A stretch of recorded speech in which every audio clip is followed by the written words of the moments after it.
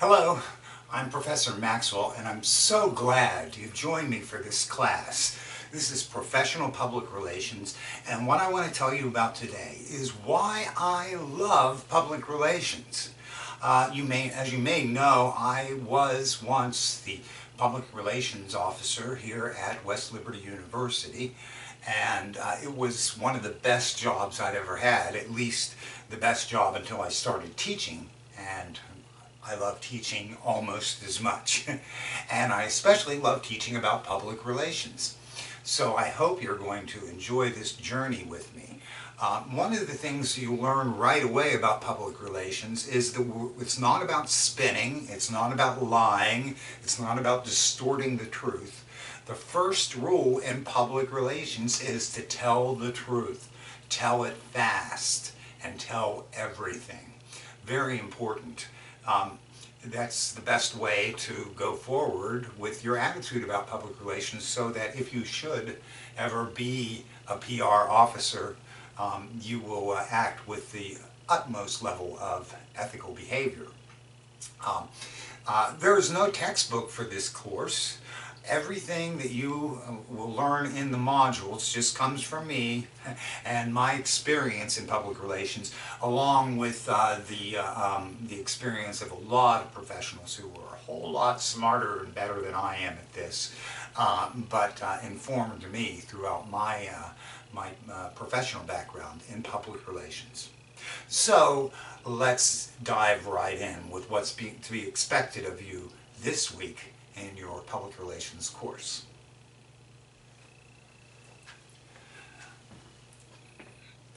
First of all, you've got a lot of reading to do. There'll be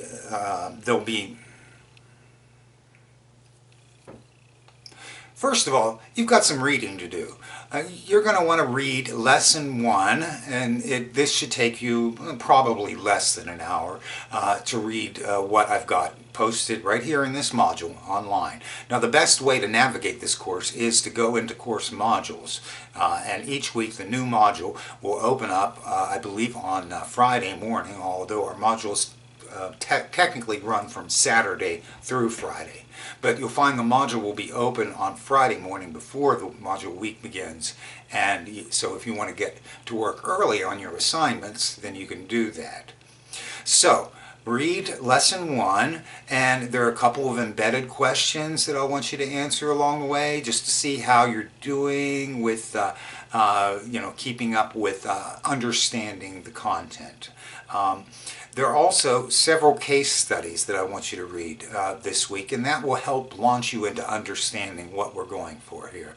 The first one is on the Geek Squad. I think that's part of Best Buy's program.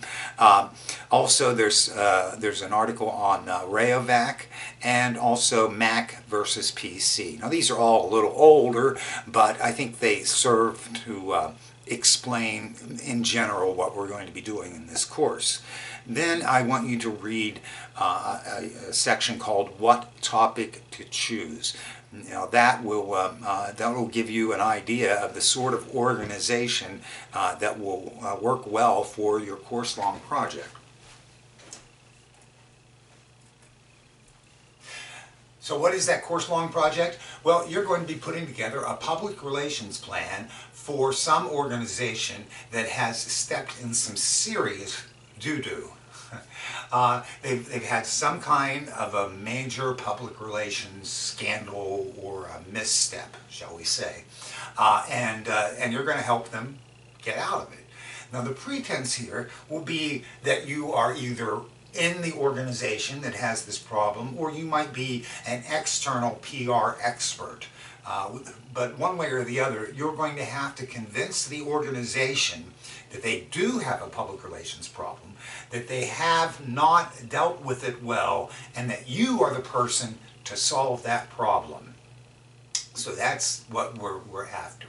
So your first job here is to figure out what organization you're going to be wanting to work for over the course of these next 8 weeks. In order to do that, you might want to consider or even Google different firms that have had public relations problems and try to solve it. Now, once in a while, I get a student who actually works, maybe not in public relations at an organization, but the very organization for which they work has had some kind of a public relations challenge, and so students choose to do that. That's fine too. But whatever you choose, I want it to be a real organization. It can be either a nonprofit or it can be a for-profit enterprise, doesn't matter. But it has to be a real organization with a real problem in the real world.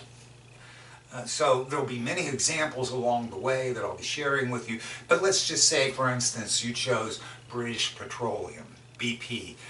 That was the company that had the big oil spill some 10 or 12 years back. No, even longer than that. It was anyway. That oil spill happened during the George W. Bush administration, so it was prior to 2008, and they had a huge public relations disaster because that oil spill just created environmental havoc. Going back even further in time, there was the Exxon Valdez, where they had another oil spill. So those could be good examples. I've also given you an example this week of the Bridgestone Firestone situation with Ford, again quite a few years back, in which the tires were thought to be unsafe on certain models of Ford. What happened there? Well, you'll read about that in a different case study throughout this course. This may be a daunting task for you, just choosing what to talk about, what will be the focus. Whatever it is, I want it to be a good one that will work well for you. So you're going to have to select an organization. But don't fear, I have posted a whole list of topical ideas for you. You're not required to choose one of those. You might find something else. I've updated it. I update it each time we do this course. So there are some that are fairly contemporary, but it's hard to stay completely up to date on everything that's going on. I'm recording this months before you're actually going to take this course, so who knows what new public relations challenges might be facing different organizations during this time. So if you want to choose something very contemporary, hey, great, more power to you. And also, don't be too concerned that I'll let you get off on the wrong track. I will make sure to look at your particular case study that you've chosen. And if I see that it might be something that's going to be too difficult for you, then I will work with you to come up with something that will work a little bit better. So look at that document, what topics to choose, and make sure that you come up with something that will work and will be interesting for you throughout the entire course.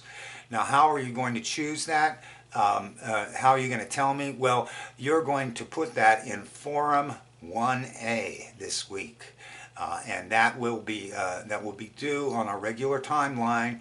I think I've got them set for your initial post by Wednesday, and then you will be responding to 2 other students' posts on by Sunday night. Now, you're also going to be taking a quiz this week too, because I want to make sure that we have some accountability, that you're keeping up with everything that you're learning here in this class. So we will have quizzes from time to time. So make sure that you do take that quiz. Everything must be completed during the module week that it's set up for. So make sure that you review every time you come to a new module your entire to-do list, and then you can sort of check that off each week. Your written assignment this week is going to be a little more extensive than most of them. You're going to be doing a situation analysis. That includes quite a few different components. First, you're going to do a narrative giving me the overview of the organization and the problems that they had, what we're going to call the precipitating incident. Then you'll also talk about how the organization didn't really respond in the best possible way.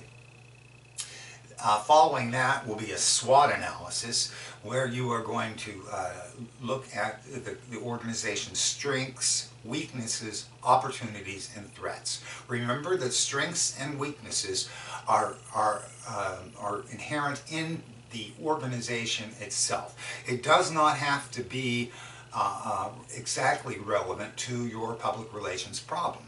All the SWOT analysis does, the SWOT matrix does, is gives us a really capsulized vision of where your organization is right now. So strengths and weaknesses are internal, threats and opportunities are external. And again, they don't have to all be completely relevant to your PR challenge.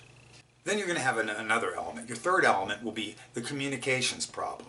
Now here, this might be just a paragraph or so. Just tell me how the organization has had problems with communicating about that specific PR challenge. Related to this, but a little bit different, are the barriers to communication.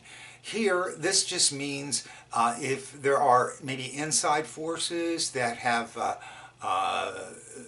prevented the organization from accepting responsibility for whatever their misstep was, or perhaps there's something externally that has interfered with their ability to communicate well. In all of these sections that I've just spoken of, anytime you assert something, make sure that you give me a citation. And without a citation, it's just you talking, and frankly, you're not an expert, so we do need outside citations. But the last section of the 5 sections of this first assignment is an analysis. And this is the one point in this particular paper where you don't really have to have any kind of an outside authority or a citation. This is just your take on it. So you can even speak in first person here. Otherwise, I don't want you to speak in first person. And I want you to also try and make sure that you refer to the organization also, not as us or we or in the first person, or even to make the organization a person. Remember that an organization is an it.